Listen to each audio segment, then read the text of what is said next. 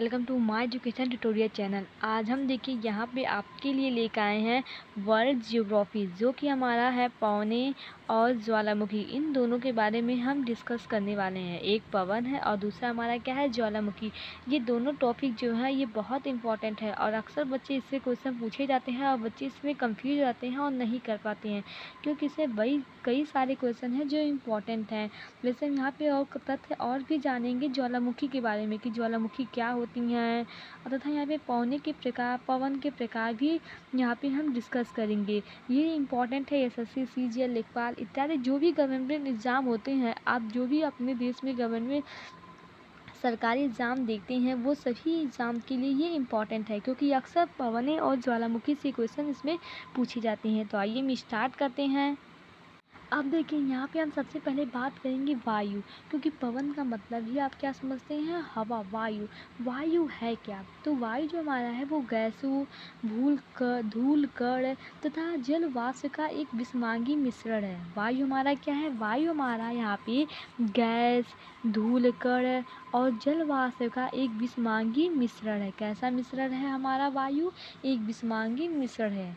अब देखिए वायु दाब क्या होता है। वायु दाब स्थल भाग या जल क्षेत्र पे प्रति इकाई क्षेत्रफल पर वायुमंडल की समस्त परतों पर लगने वाला भार हमारा क्या कहलाता है, वायु दाब कहलाता है। अगर आपसे हम पूछिए वायु दाब का डिफिनीशन क्या है, तो वायु दाब क्या होता है हमारा, स्थल भाग या जल क्षेत्र पे प्रति इकाई क्षेत्रफल पर वायुमंडल की समस्त परतों का लगने वाला जो भार होता है, वही हमारा क्या होता है, यहाँ पे वायु दाब कहलाता है।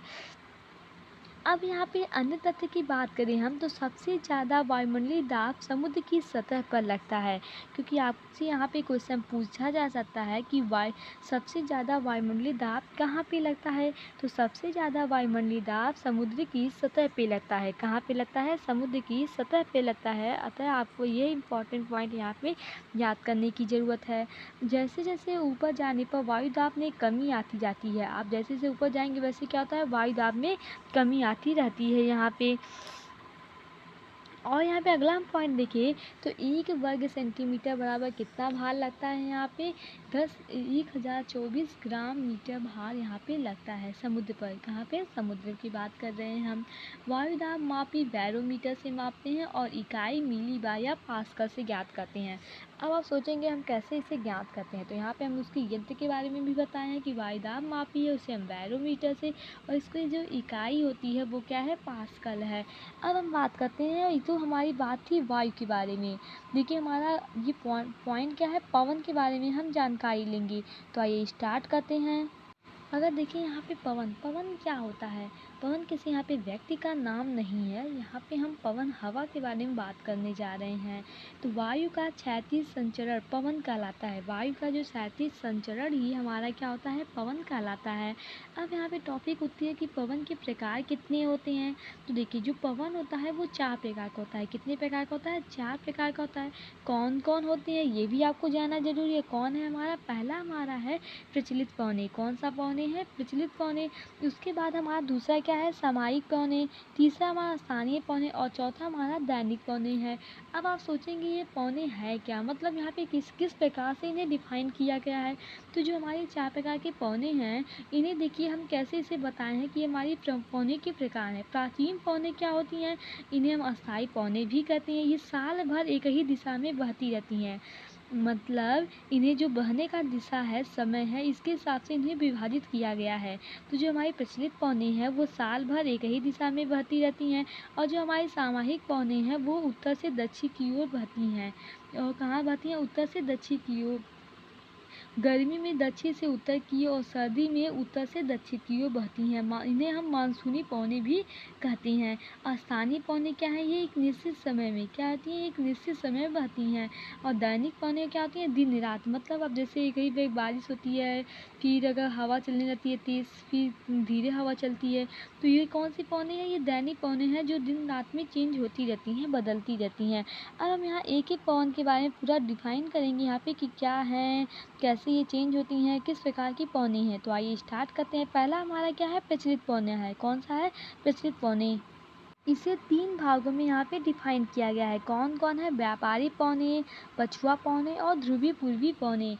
यहाँ पे प्रचलित पौनों को भी डिफाइन किया गया है कितने प्रकार में? 3 प्रकार के। व्यापारी पौने को ही हम पूर्वी पौने या समंगी पौने भी कहते हैं, और दूसरा हमारा पछुआ पौने और तीसरा हमारा ध्रुवीय पूर्वी पौने हैं। अब यहाँ पे हम बताते हैं एक फिगर के द्वारा आपको समझाते हैं कि प्रचलित पौने है क्या और ये तीनों पौनों का मतलब क्या है।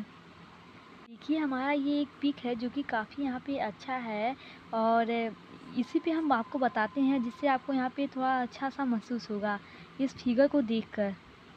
ये अगर हमारा पृथ्वी है तो ये जो इसका मध्य भाग है ये हमारा क्या है?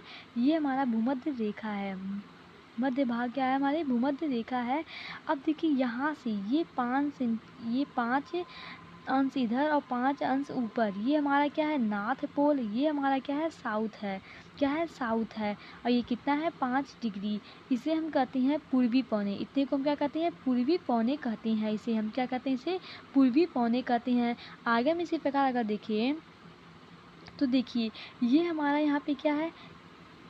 इस भाग को हम बोलते हैं यहाँ पे, इसे हम इस प्रकार विभाजित कर लेते हैं पहले।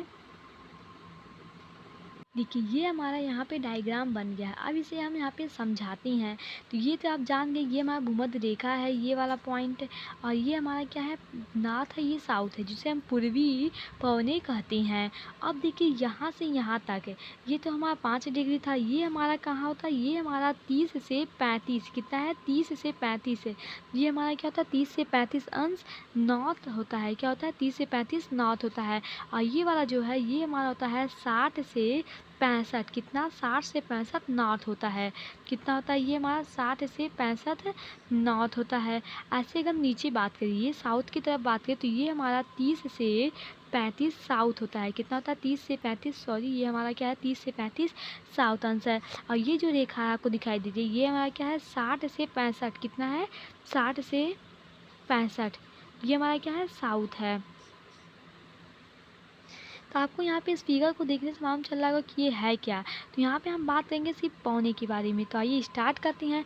अब देखिए यहाँ से जो जो आपको 5 से 30 चलती दिखाई देती है नॉर्थ की तरफ, ये इस प्रकार की पौने यहाँ पे बहती हैं। किस प्रकार की? यहाँ इस प्रकार की ऐसी ही ये गति करती हैं। अगर नीचे यहाँ पे देखा जाए दक्षिण की तरफ, तो ये इस प्रकार से यहाँ पे पौने बहती हैं।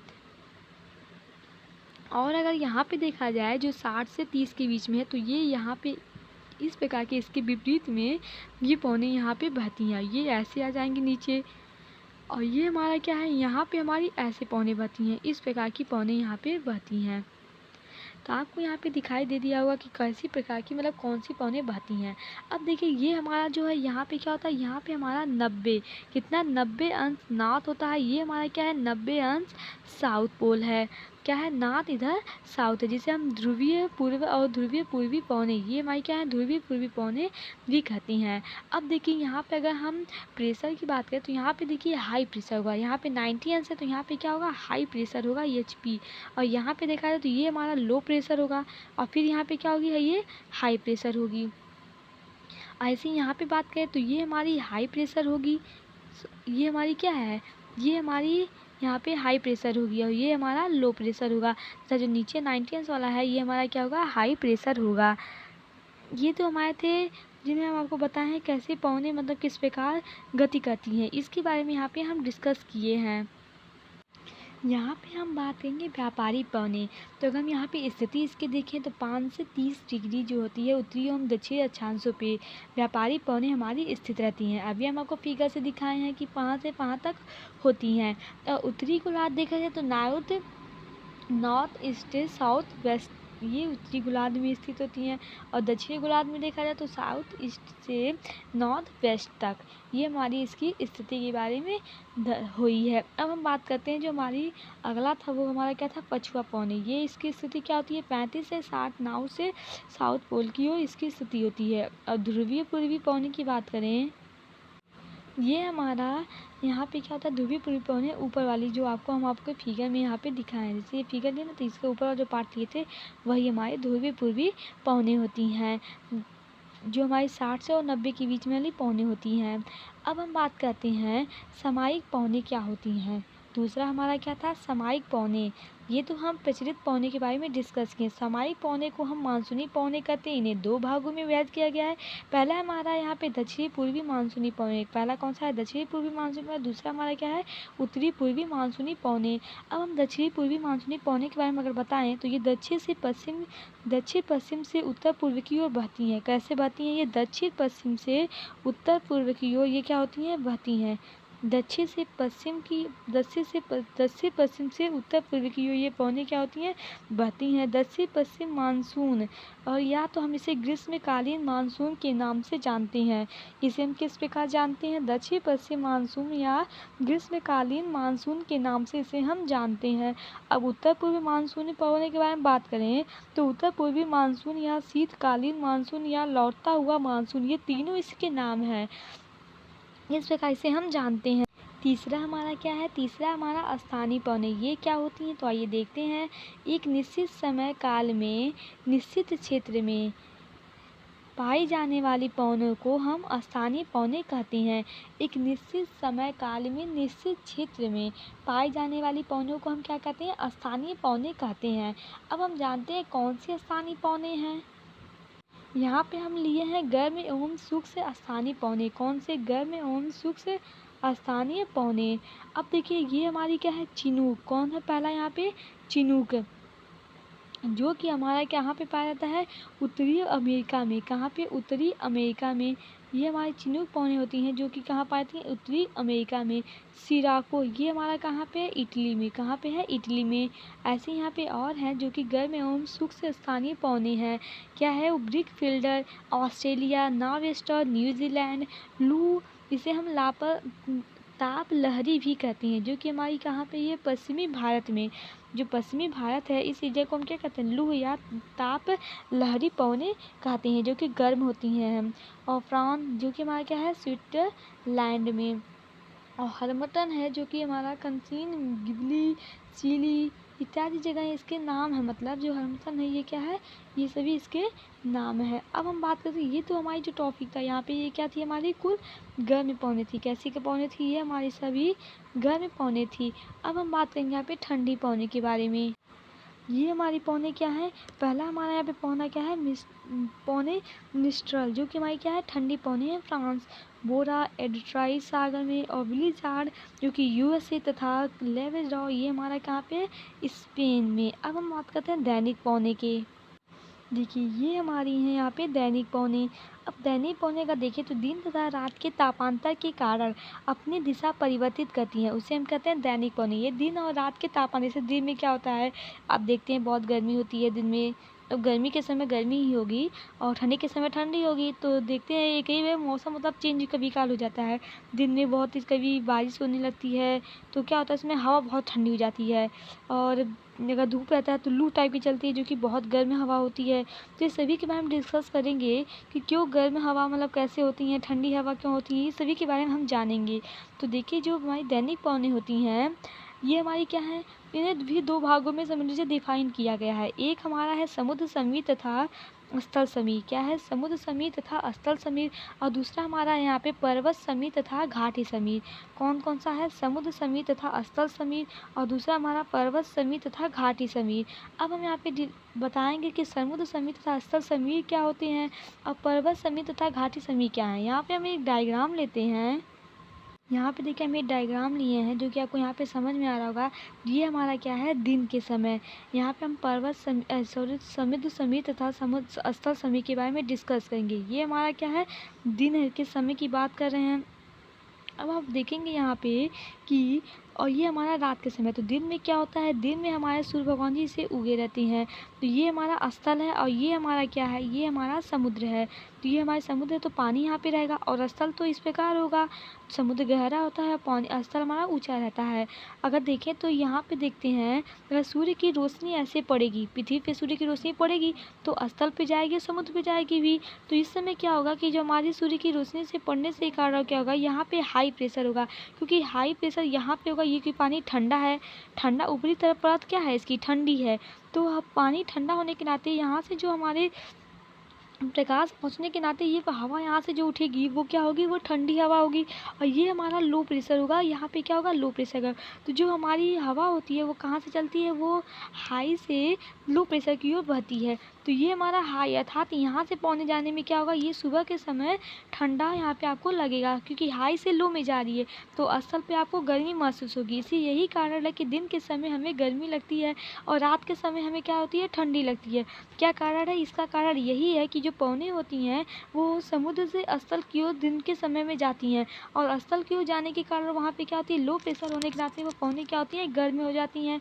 अब देखिए यहाँ पे रात के समय क्या होता है कि रात के समय क्यों ठंडा महसूस होता है, इसका कारण ये है, यहाँ पे देखिए ये स्थल है और रात में तो सूर्य भगवान जी उगे नहीं रहते हैं, तो यहाँ पे क्या होती है, चंदा भगवान जी उगे रहते हैं। इनका प्रकाश तो रहता है लेकिन उतना नहीं रहता है जितना सूर्य का रहता है। तो यहाँ पे जो हमारी हवाएं होती हैं ये हमारी क्या हो जाती हैं, कुछ समय बाद यहाँ पे शाम तक ये पौने यहाँ पे जो होती हैं वो स्थल से समुद्र की हो जाती हैं, स्थल से समुद्र की हो जाती हैं। तो देखिए यहाँ पे क्या होती है, हाई प्रेशर होता है स्थल पे, और हाई प्रेशर से फिर लो प्रेशर की ओर जाती हैं। तो यहाँ पे स्थल समीर हुआ, तो हम कह सकते हैं ये समुद्र समीर और स्थल समीर, आप इस प्रकार यहाँ पे डिफाइन कर सकते हैं। आई होप आपको यहाँ पे समझ में आ रहा होगा इस फिगर के माध्यम से। अगर यहाँ पे हम बात करें कि जो हमारी रात के समय क्या होता है, तो ये देखिएगा इस प्रकार का हमारा यहाँ पे पर्वत है, ये हमारी घाटी है, ये हमारा पर्वत है, ये हमारा घाटी है। तो रात में क्या होगा, यहाँ पे जो होगी वहाँ पे हाई प्रेशर होगा, ये क्या होंगी, ठंडी होने के नाते यहाँ पे क्या हो जाएगा, हाई प्रेशर, और यहाँ पे फिर क्या हो जाएगा, लो प्रेशर हो जाएगा, और हाई प्रेशर से लो प्रेशर की ओर पौने अग्रसित होती हैं। तो इस प्रकार का यहाँ पे होगा, जिसे हम पर्वत समीर कहते हैं। यहाँ पे अगर हम चक्रवात की बात करें कि साइक्लोन क्या होता है, तो देखिए पवनों की चक्रीय गति चक्रवात कहलाती है। जो पवनों का चक्रीय गति होता है वही हमारा क्या होता है, यहाँ पे चक्रवात कहलाता है। इसे हम दो भागों में विभाजित किए हैं। पहला एक हमारा है उष्णकटिबंधीय चक्रवात और दूसरा हमारा क्या है, शीतोष्णकटिबंधीय चक्रवात। ये हमारा क्या है, उष्णकटिबंधीय चक्रवात और दूसरा हमारा क्या है, शीतोष्णकटिबंधीय चक्रवात। अब देखिए यहाँ पे एक फिगर लिए हैं, इस फिगर के माध्यम से हमको दिखाए हैं। ये हमारा क्या है, नॉर्थ पोल है, ये हमारा साउथ पोल है। तो इसमें इस प्रकार की पौने ऐसे गति करती हैं, और इसमें क्या होती हैं, पौने इस प्रकार की यहाँ पे गति करती हैं। इसे हम उत्तरी गोलार्ध और इसे हम दक्षिणी गोलार्ध कहते हैं। ये हमारा भूमध्य रेखा होता है। जो उत्तरी गोलार्ध है यहाँ पे एंटी क्लॉकवाइज पौने चलती हैं, और दक्षिणी गोलार्ध है ये हमारी क्लॉकवाइज चलती हैं। अब कुछ देखिए यहाँ पे हम चक्रवात के बारे में डिस्कस करेंगे, और यहाँ पे उसके स्थान की बताएंगे कि कहाँ पे कौन सी चक्रवात है। साइक्लोन जो हमारा वो कहाँ पे है, हिंद महासागर में इसका स्थान है। और दूसरा हमारा क्या है, टाइफून, जो कि कहाँ से, चीन महासागर, चीन सागर। और हमारा क्या है अगला, थैलमा, ये कहाँ पे, ये हमारा फिलीपींस सागर से। और हैरिकेन जो है हमारा कैरिबियाई सागर। और विली जो हमारा है वो ऑस्ट्रेलिया। ये हमारे कुछ चक्रवात थे जिनके स्थान थे। अब यहाँ पे हम डिस्कस करेंगे ज्वालामुखी के बारे में। सबसे पहले आपको यहाँ पे जानना ये ज़रूरी है कि ज्वालामुखी होता क्या है, उसकी परिभाषा क्या होती है। तो यहाँ पे देखिए, आंतरिक बलों के कारण मैग्मा तथा अन्य विखंडित पदार्थों यहाँ पे देखिए, आंतरिक बलों के कारण मैग्मा तथा अन्य विखंडित पदार्थों या छिद्र द्वारा भूपृष्ठ पर अचानक प्रकट होने की प्रक्रिया को हम क्या कहते हैं, ज्वालामुखी कहते हैं। अब देखिए ज्वालामुखी के अंग क्या हैं, तो आइए हम डिस्कस करते हैं एक फिगर के बारे में। आपको हम फिगर के द्वारा से इसे बताते हैं कि कैसे ज्वालामुखी का उद्गार कैसे होता है, इस सभी के बारे में यहाँ पे हम डिस्कस करेंगे। अब देखिए ये हमारा क्या है, ये हमारा धरती के अंदर से ये हमारा यहाँ से उद्गार होता है। तो यहाँ से क्या होती है ज्वालामुखी, इस प्रकार से अगर विस्फोट होता है तो इस प्रकार से ये निकलती हैं। तो ऐसे आके ये क्या होती हैं, पृथ्वी पे ऐसे करके यहाँ पे गिरती हैं, इकट्ठा होती हैं।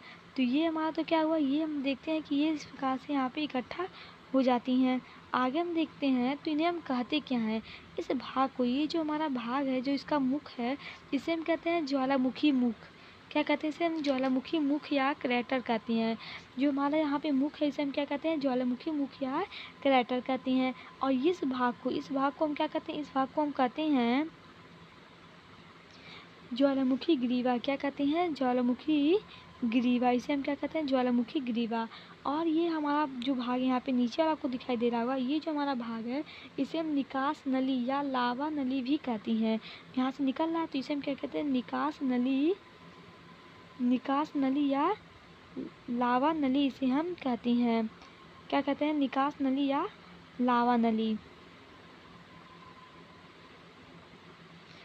अब देखिए ये हमारा जो भाग है यहाँ पे इसे इसे हम क्या कहते हैं, इसे हम कहते हैं मैग्मा। ये हमारा क्या होता है, मैग्मा होता है, जो बाहर यही निकलता है मैग्मा। और ये जो हमारा यहाँ पे शंकु के रूप में दर्शा रहा है, क्योंकि इस प्रकार ऐसे आके गिरता है, तो इसे हम कहते हैं ज्वालामुखी शंकु। क्या कहते हैं, ज्वालामुखी शंकु। तो आपको यहाँ पे डायग्राम से समझ में आ रहा होगा कि कौन सा किस प्रकार से उद्गीरित होता है और किस किस नाम से जानते हैं। जैसे यहाँ पे जो निकास नली, ज्वालामुखी ग्रीवा, ज्वालामुखी मुख है, ज्वालामुखी शंकु, मैग्मा, और ये सब आपको समझ में यहाँ पे आ रहा होगा, क्योंकि डायग्राम से और अच्छे से आपको समझ में आता है। अब हम बात करते हैं पदार्थ के बारे में कि कौन कौन सी पदार्थ हैं। तो देखिए यहाँ पे ठोस, द्रव, गैस तीनों प्रकार की यहाँ पे पदार्थ पाए जाते हैं। अब देखिए जो ठोस है वो कौन सा है, इसे 4 भागों में बांटा गया है। कौन सा है हमारा, ज्वालामुखी बम, लैपिली, स्कोरिया और टप, जिसे हम क्या कहते हैं, राख कहते हैं। आप सब इसे राख कहते हैं। और द्रव में देखा जाए तो द्रव में क्या है, मैग्मा। क्या है, मैग्मा और लावा। मैग्मा को ही हम लावा कहते हैं। बाद में वो जब ठंडा होता है तो वो लावा का निर्माण कर लेता है। पहले जब घर में रहता है तो मैग्मा का, फिर उसके बाद में लावा का वो निर्माण कर लेता है। अब गैस की बात करें तो गैस क्या है हमारा, देखिए जल वाष्प से, जो कि हमारा 60 से 90% है, क्योंकि ये बहुत गर्म होता है। गर्म होने के नाते यहाँ पे जल वाष्प की उपस्थिति होती है। हाइड्रोजन सल्फाइड, सल्फर डाइऑक्साइड और कार्बन डाइऑक्साइड तथा HCl और अमोनिया क्लोराइड, ये यहाँ पे इस प्रकार की गैसें यहाँ पे क्या होती हैं, पाई जाती हैं। तो ये क्यों हमारा पदार्थ हो गया कि कौन कौन सी पदार्थ प्राप्त होती हैं हमें इससे। अब हम ज्वालामुखी के प्रकार के बारे में डिस्कस करेंगे। देखिए ज्वालामुखी प्रकार अगर हम देखें यहाँ पे, तो ये हमारा क्या है, उद्गार अवधि के आधार पे इसे 3 भागों में बांटा गया है। कितने भागों में इसे बांटा गया है, 3 भागों में बांटा गया है। कौन कौन से हैं, सक्रिय ज्वालामुखी, प्रसुप्त ज्वालामुखी और मृत विलुप्त ज्वालामुखी। कौन कौन से ज्वालामुखी यहाँ पे हैं, सक्रिय ज्वालामुखी, प्रदुप्त ज्वालामुखी और मृत विलुप्त ज्वालामुखी। ये 3 प्रकार की यहाँ पे ज्वालामुखी हैं। अब देखिए यहाँ पे इस समय जो इसका हम मतलब ये है भी कि नहीं ज्वालामुखी, तो हम इसके बारे में अगर जानें तो देखिए पास्ट टाइम, मतलब अगर ये जो सक्रिय जो ज्वालामुखी है, ये अगर पिछले मतलब जैसे बात करें, जैसे कभी ये उद्गीरित हुई थी, जब कभी विस्फोट हुआ था तो सक्रिय ज्वालामुखी, उसके बाद तो प्रेजेंट में मतलब ये सक्रिय ज्वालामुखी है क्या, इसके बारे में अगर हम जानें तो सक्रिय ज्वालामुखी क्या होता है कि अगर कभी ये उद्गीरित मतलब कभी इनका विस्फोट हुआ हो तो प्रेजेंट में मतलब संभावना तो होती रहती है, वहाँ से निकलता रहता है, लेकिन फ्यूचर में भी विस्फोट होने की संभावना पूरी तरीके से यहाँ पे रहती है। तो वो हमारा क्या होता है, सक्रिय ज्वालामुखी होता है। सक्रिय से आपको मिलता होगा, यहाँ पे दिखाई दे रहा होगा कि सक्रिय मतलब क्या है, क्रिया, अर्थात ये हमेशा एक बार अगर ये विस्फोट हो गई तो प्रेजेंट में तो होती निकलती ही रहती है, लेकिन फ्यूचर में भी इसके विस्फोट होने की संभावना पूरी रहती है। और प्रसुप्त ज्वालामुखी क्या होता है, प्रसुप्त ज्वालामुखी अगर एक बार मतलब विस्फोट हो गया, जैसे कभी विस्फोट हुआ था, प्रेजेंट में फिर क्या होता है, शांत हो जाता है, लेकिन ये नहीं हम कह सकते कि ये फ्यूचर में कभी विस्फोट नहीं हो सकता है फ्यूचर में विस्फोट, अर्थात यहाँ पे संभावना रहती है फ्यूचर में विस्फोट होने की, लेकिन प्रेजेंट में क्या होता है, विस्फोट होकर फिर शांत हो जाता है। अब जो हमारा मृत विलुप्त या ज्वालामुखी है, इसे मृत विलुप्त ज्वालामुखी कहते हैं। ये क्या है, ये अगर एक बार कभी अगर विस्फोट हो गया तो मतलब प्रेजेंट में तो ये बंद हो जाता है, मतलब विस्फोट नहीं होता है, लेकिन फ्यूचर में भी इसकी कोई संभावना नहीं रहती है कि विस्फोट होगा, क्योंकि एक बार ये विस्फोट होकर फिर ये खत्म हो जाता है, उस स्थान पे दोबारा विस्फोट नहीं होता है। तो एक एक के बारे में हम यहाँ पे अच्छे से डिस्कस करेंगे। पहला हम यहाँ पे लेंगे सक्रिय ज्वालामुखी। अगर देखिए यहाँ पे हम सक्रिय ज्वालामुखी देखें तो ये क्या है, माउंट कोटोपैक्सी ज्वालामुखी, जो हमारा इक्वेडोर है, इसे हम विश्व का सबसे ऊंचा सक्रिय ज्वालामुखी कहते हैं। इसे हम क्या कहते हैं, विश्व का सबसे ऊंचा ज्वालामुखी, ये है हमारा। अगला हम देखते हैं वो कौन सा है हमारा, माउंट एक्ट्रोबोली। ये ज्वालामुखी जो है वो इटली के लियारी द्वीप में, कहाँ पे, इटली के लियारी द्वीप में, जो कि भूमध्य सागर का प्रकाश स्तंभ है। कहाँ है, भूमध्य सागर का प्रकाश स्तंभ है। अब अगला ज्वालामुखी जो हमारा क्या है, माउंट एटना, जो कि हमारी कहाँ पे है, इटली में। कहाँ पे है ये, इटली में। आगे इसी प्रकार हम देखते हैं तो ये हमारा क्या है यहाँ पे, मौना लोआ ज्वालामुखी। क्या है, मौना लोआ ज्वालामुखी, जो कि हवाई द्वीप USA में, कहाँ पे, USA में, विश्व का सबसे बड़ा सक्रिय ज्वालामुखी है। ये कैसा है, विश्व का सबसे बड़ा सक्रिय ज्वालामुखी है। कियालू ज्वालामुखी देखें तो ये क्या है, हवाई द्वीप पे, और ये विश्व का सबसे सक्रिय ज्वालामुखी है। ये कैसा है, विश्व का सबसे सक्रिय ज्वालामुखी है। माउंट इरेबस ज्वालामुखी, ये क्या है, अंटार्कटिका में है, जो कि विश्व का सबसे दक्षिणतम सक्रिय ज्वालामुखी है। ये क्या है, विश्व का सबसे दक्षिणतम सक्रिय ज्वालामुखी है। तो ये ये सब कुछ ज्वालामुखी थे जिन्हें आपको जानने के लिए ज़रूरत थी, क्योंकि ये सभी सक्रिय ज्वालामुखी है जिसके बारे में क्वेश्चन पूछ लिया जाता है। अब यहाँ पे हम बात करेंगे कुछ प्रसिद्ध ज्वालामुखी के बारे में। तो आइए देखते हैं, कुछ यहाँ पे इंपॉर्टेंट प्रसिद्ध ज्वालामुखी लिए हैं। जैसे है माउंट सीवियंस, ये कहाँ पे है? इटली में, माउंट सीवियंस। दूसरा में यहाँ पे देखिए तो नारकोंडा ज्वालामुखी, जो कि हमारा अंडमान निकोबार, इसे भारत का एकमात्र प्रस्तुत ज्वालामुखी है। भारत का एकमात्र क्या है? प्रस्तुत ज्वालामुखी है नारकोंडा ज्वालामुखी। माउंट फ्यूजियामा देखा है तो ये जापान में है, जो कि जापान की सबसे ऊंची चोटी अगर देखा जाए तो यही है, जिसे ज्वालामुखी से निर्माण हुआ है, माउंट फुजियामा। माउंट न्योमा, ये हमारा कहाँ पे है? फिलीपींस में। माउंट न्योमा, ये तो हमारे कुछ प्रसिद्ध ज्वालामुखी थे। अब हम ऐसे अगर यहाँ पे मृत ज्वालामुखी के बारे में बताएं तो मृत ज्वालामुखी देखिए क्या है, जिसे हम विलुप्त ज्वालामुखी भी कहते हैं, क्योंकि अगर ये बार ये विस्फोट हो जाती है तो इसका आने वाले में या प्रेजेंट में कोई रहता नहीं है संभावना कि ये आ सकती हैं या नहीं आ सकती हैं। तो देखिए मृत ज्वालामुखी क्या है? माउंट किलिमंजारो, ये तंजानिया में है, अफ्रीका महाद्वीप की सबसे ऊंची चोटी। यही हमारी क्या है? अफ्रीका महाद्वीप की सबसे ऊंची चोटी है। माउंट केन्या, जो कि हमारा कहाँ पे है? केन्या में। माउंट पोपा, ये म्यांमार में है। ऐसे यहाँ पे दबंगन और कोह ए सुल्तान, ये हमारा दोनों ईरान में है। कहाँ पे? ईरान में ज्वालामुखी है, जिसे हम मृत ज्वालामुखी के नाम से जानते हैं।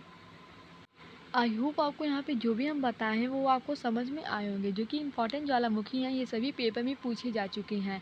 तो आपसे बस इतना निवेदन है कि हमारे एजुकेशन ट्यूटोरियल चैनल को लाइक कीजिए, सब्सक्राइब कीजिए और अपने दोस्तों के साथ शेयर करना बिल्कुल ना भूलें। इससे क्या होगा कि उन्हें भी मालूम चल जाएगा कि कौन सी ज्वालामुखी किस जगह और कैसी प्राप्त हुई हैं। Thank you watching my this video.